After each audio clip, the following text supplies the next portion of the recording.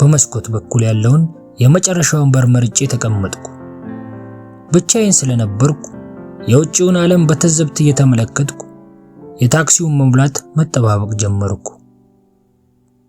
በድንገት ግን ነፍሴ ለዓመታት ሲያባክናት የኖረው በናፍቆት ስንት ዘመን የጠበቅኳትን ያቺን የልጅነት ፍቅሬን ከታክሲው አጠገብ በጥድፊያ ስታልፍ ተመለከትኳት።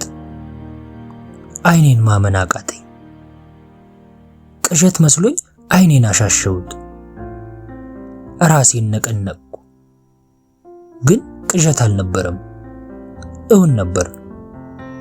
ራሷ ናት፣ ያቺ ሳላስባት የተለየችኝ። በዚያ ቅስፈት ከታክሲ ውስጥ ተስፈንጥሬ ወጣሁ። ወደ ሄደችበት አቅጣጫ እንደ እብድ ሮጥኩ።